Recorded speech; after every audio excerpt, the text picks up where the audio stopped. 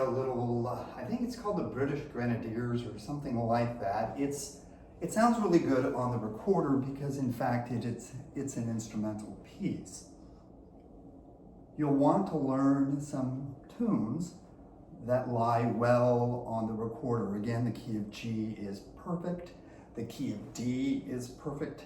The key of A minor is perfect, even though you have to go over the break, which means you go from D,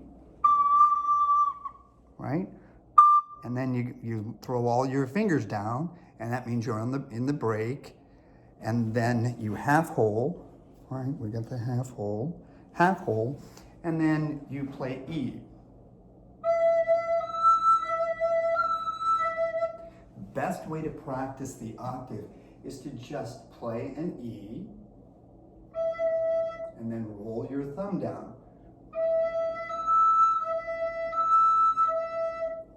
Back and forth, okay? So this little tune, British Grenadiers, it's probably not that, but it sounds British to me. It's going to use G, A, and B, which we already know, and then C, right? And you're walking. There's B, there's C. There's B, B, there's C. There's B, there's C. B, B, there's C. There's B, there's C. B, B, there's C. And when I work with older children, recorder is for, well, 4th, 5th grade, middle school, wherever. Because of fine motor control, you're not going to give a wind type instrument to a 5-year-old, even though they have flutophones and all that. They don't have the fine motor control. And if they don't waste their time, don't waste your time. There's other things you can do. Wind instruments, older kids, because of fine motor control, all right? B and C, B, B, and C. And then the kids would get into that and practice and then learn it. All right, so there's B and C, and then we know D is just your finger, just one finger. That's a D right there, okay? So G, G, A, B, C, D. Okay, and now with those notes,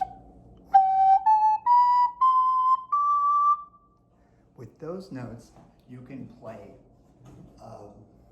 any diatonic song. You know all the notes for a diatonic song. All right, so the British Grenadier, or whatever it's called. Let me get closer.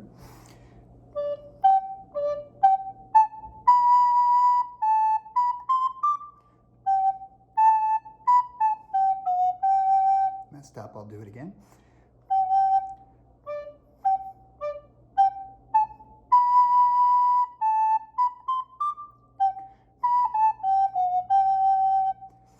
The great thing about this is if you've got your lanyard here and you're walking around in your room and you're doing whatever you're doing,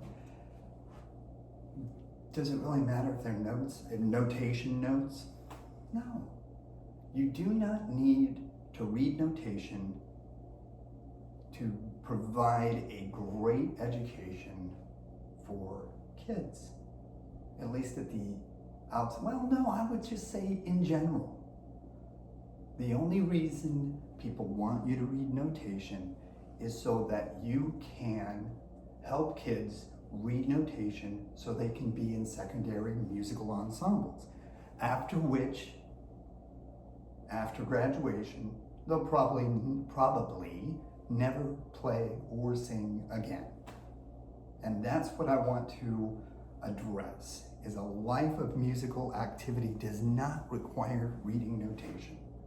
We can do other things that are going to help build dispositions that help people make music. Okay? That's what we're doing. All right, so.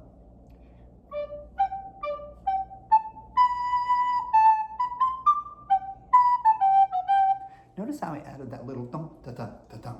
That's very easy on a recorder because it's idiomatic for the instrument. Idiomatic for the instrument, meaning the voice can do things an instrument can't, and an instrument can do things the voice can't. A drummer can do things a flautist can't. It's idiomatic. The reason we write a drum line is because we need the drum sound. There you go. It all makes sense. All right.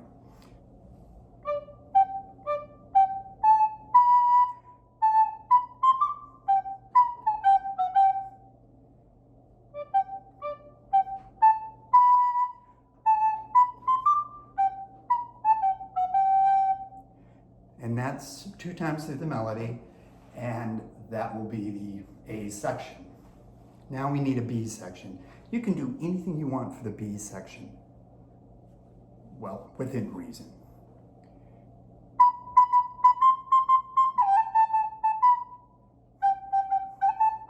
Ooh, that sounded bad because it was in triple.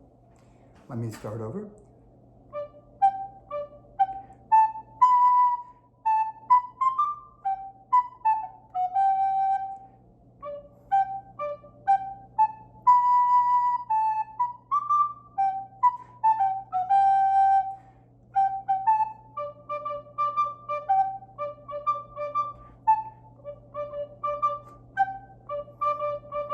Do you hear that little chiff on the bottom note?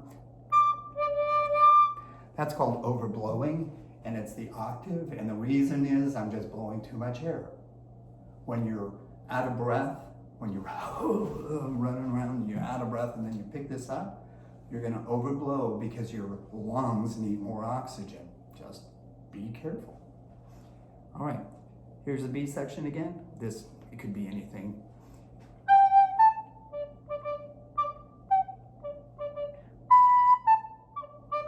See, and that was even different from the last time. It doesn't matter.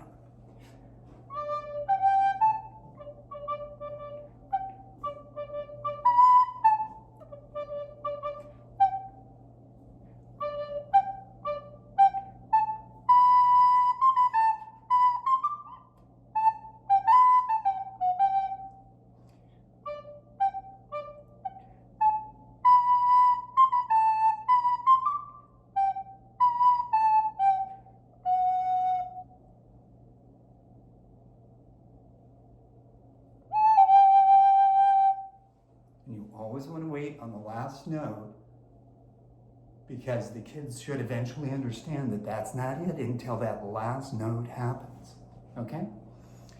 We're building a language of music in children's heads, and that takes practice and listening. Practice and listening. The better your ears are, the better their ears will be. All right, so learn this little tune. I'm not going to give you a notation because you don't need it. Here's the same thing in minor. I've never played it in minor, but I'm going to challenge myself.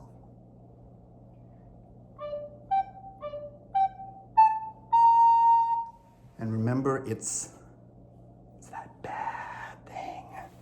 That's B flat.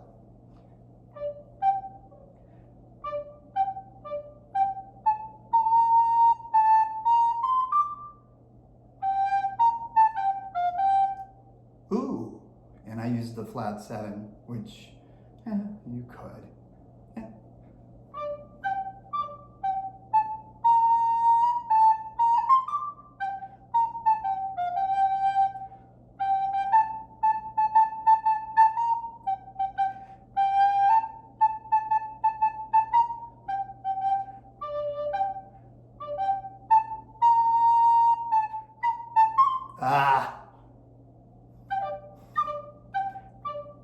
See, I added the rhythm, tum, tum, tum, tum, and I was focused on the rhythm, and my fingers were still struggling for the fingering. So what I'm going to do now is take out the rhythm, make it simpler, and then I will play it more easily.